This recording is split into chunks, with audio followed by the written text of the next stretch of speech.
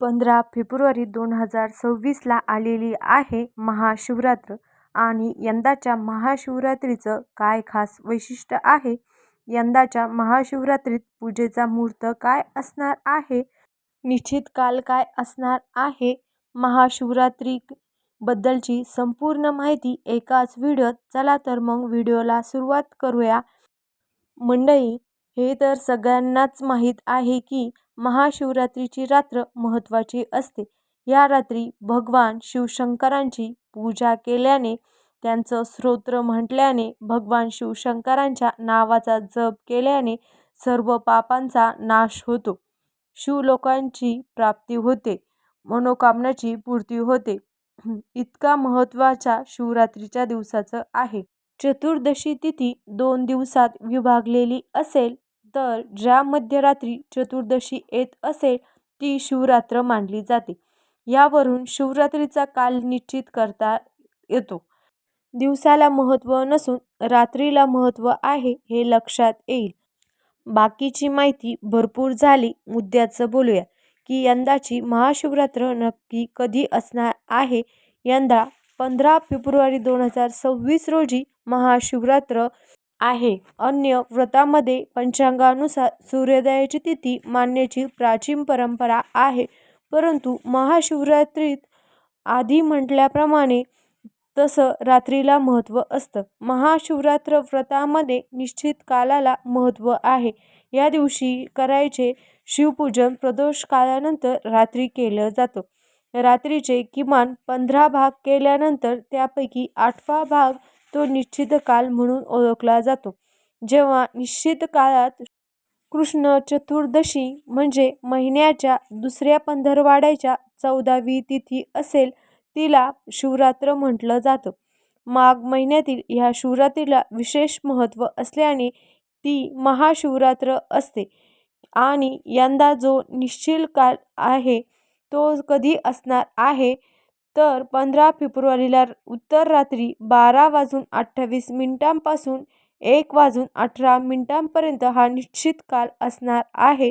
आता महाशिवरात्रीचा उपवास कसा करायचा तर माघ वद्य त्रयोदशीला म्हणजे आदल्या दिवशी एक वेळ भोजन करून राहायचं. चतुर्दशीच्या दिवशी सकाळी स्नान करायचं, शिवपूजन करायचं, व्रताचा संकल्प करायचा, उपवास, पूजा, जागरण ह्या 3 प्रमुख गोष्टींनी भगवान शिवशंकराची उपासना करायची. रात्रीच्या 4थ्या प्रहारापैकी प्रत्येक प्रहारामध्ये वेगवेगळ्या पद्धतीने शिवपूजन केले जाते. तिला यामपूजा असंही म्हटलं जातं.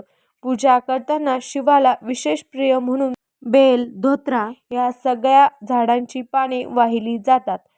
विशिष्ट वर्षव्रत केल्यानंतर त्याची उपासना करता येते. या काळात उपवास करणं, जागरण करणं ह्या गोष्टी नकळत घडल्या तर व्यक्तीचा उद्धार होतो अशी अनेक लोकांची श्रद्धा आहे. महाशिवरात्रीला भगवान शिवशंकरांसाठी जलाभिषेक, रुद्राभिषेक केला जातो.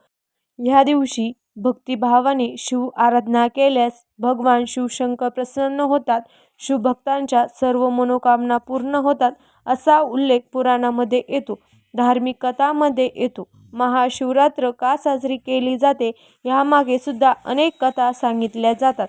एक म्हणजे माता पार्वती आणि भगवान शिवशंकरांचा यांचा विवाह ह्या दिवशी झाला होता असं काही कथांमधून सांगण्यात येतं.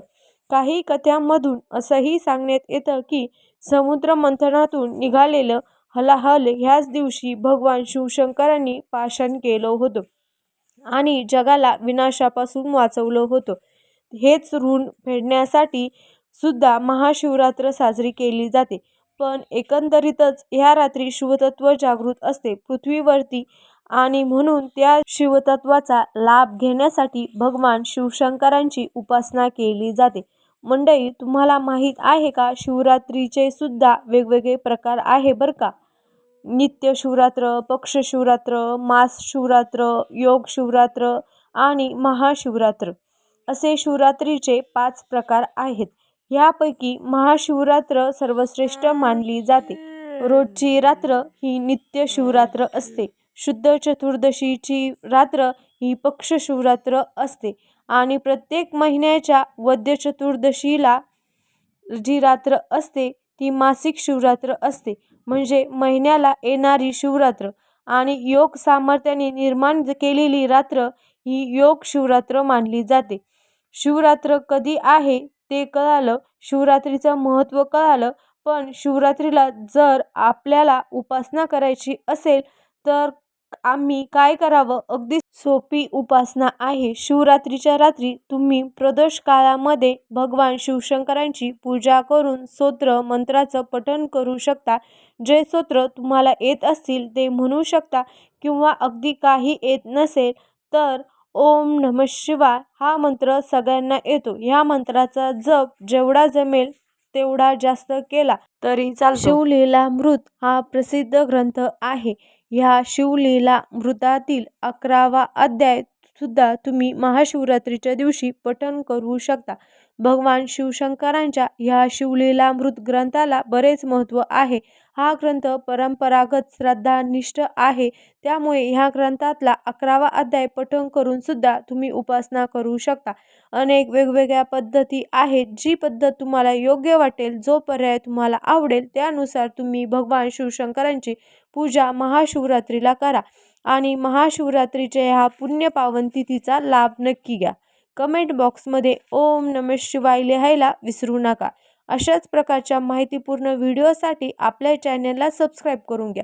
व्हिडिओ आवडल्यास लाईक आणि शेअर करा. धन्यवाद.